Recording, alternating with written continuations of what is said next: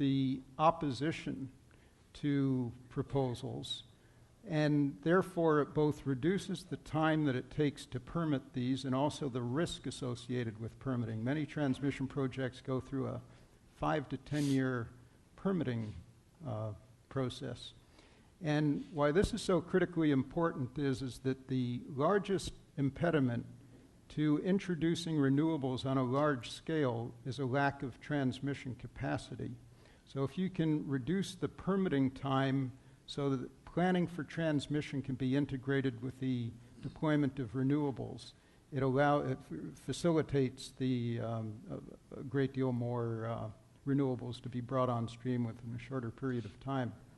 As it turned out for us, the interconnection points of Victoria to Port Angeles turned out to be just about perfect from a geographic point of view because it allows a transfer of power in the northwest, west of where the congestion is. There's a lot of congestion coming from the east where the generation is on the Columbia and the rivers in British Columbia, coming to the population in the west.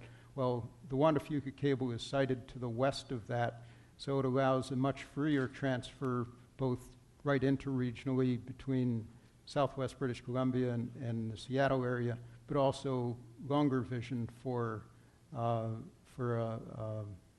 larger avenue between the northwest, western Canada and California. And how close are you to starting construction on the Juan de Fuca? Well, we're very hopeful that it will be under construction in mid-2010. It's fully permitted. We've achieved all of the regulatory hurdles. We're in discussions with utilities and prospective off-takers now, so it's shovel-ready and actually represents a really exciting advance for transmission in this region. There's been very little transmission built for the last 30 years. All right. Thank you, Paul. Next, we've covered power and power transmission, but the other side of the equation is power conservation.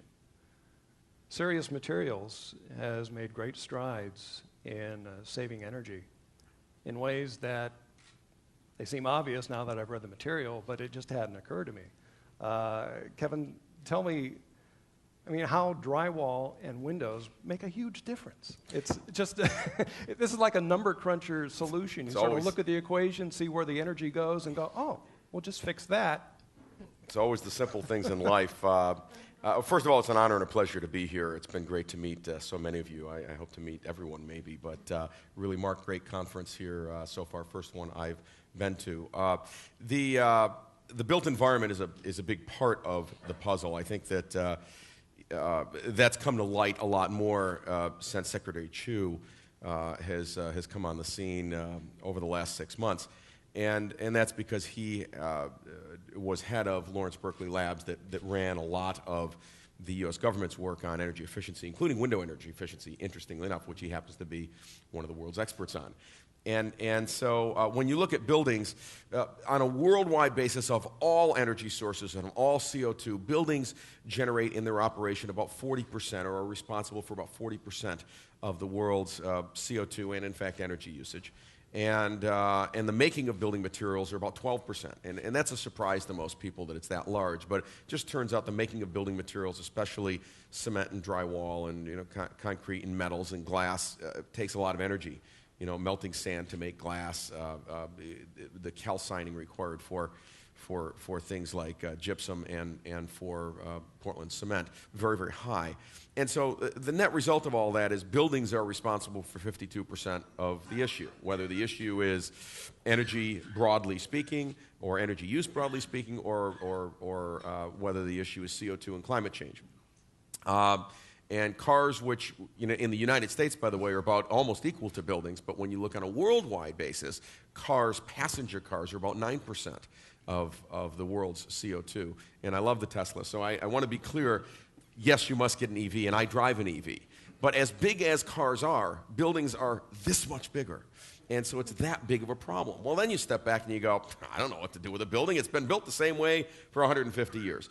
And therein lies the problem. So, what we did is we took tech people, Silicon Valley, mostly people from tech, not from buildings, and looked at things and said, where does the energy go? Where's it being used to either make the materials or going out the window? Literally, the heat all does eventually go out these windows, I guarantee it. And where can we make improvements? And then how can we roll that out nationally in a strategy that puts plants in a more regionalized basis because of transport and CO2, et cetera. But we did take tech people.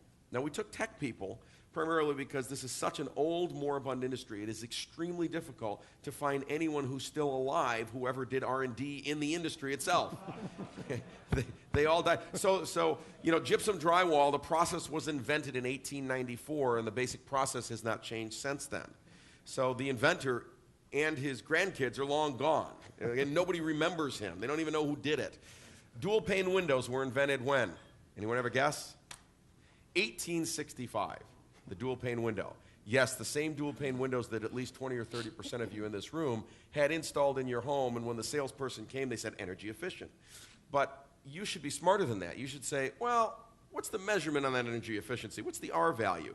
Because we know that R value, for instance, for insulation, because we've all walked in Home Depot and Lowe's and we see R13, R15, R19, R30, R48. So a bigger R value must mean more insulation. That's exactly right, it does. But a window company doesn't want to tell you that your dual pane window is only R2, because you wouldn't buy it and you wouldn't believe him when he says it's energy efficient. And by the way, that's all they are, R2 to R2.5. So we've got product, for instance, R7, R9, R11, all the way out to R20 center of glass for products that go in hotels like this. But what they actually used was R2 here, not R20. So 90, sorry guys, 4 seasons or not, you know what's great? All 4 seasons get felt inside the room with these windows.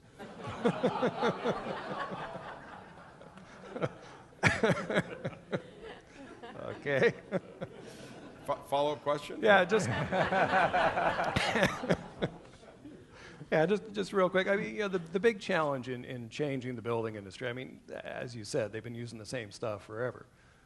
How do you convince people to go with this new drywall? You know, how's the cost compare, and it installs the same? So, you know, if you asked me that 3 years ago, I'd say the world's going green. There'll be a demand to do the right thing. In fact, we even trademarked some things like do the right thing, or you know, think about what's right and things like that. And I've now reversed myself on this particular thought. What we've seen instead is that you have to deliver something to the industry that either has more features for the same price or better performance for the same price, or it's okay if it's more expensive provided it has energy savings back to the customer. So if I can deliver a window that's 20% more, but you get all your money back in 2 years, and after that it's the gift that keeps on giving, that's an okay return on investment for people. If I deliver drywall, EcoRock is a good example, it has to have more features for the same price. And that's exactly what we're doing. So we've got a drywall that is 50% more mold resistant than the most mold resistant drywalls. It's the only termite resistant drywall in the world.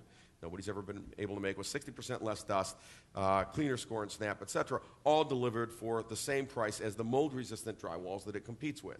And I won't get into the spectra of pricing in drywall, but believe it or not, there's a large spectrum there. So, so this is priced equivalent to what it competes with, yet it gives you more features.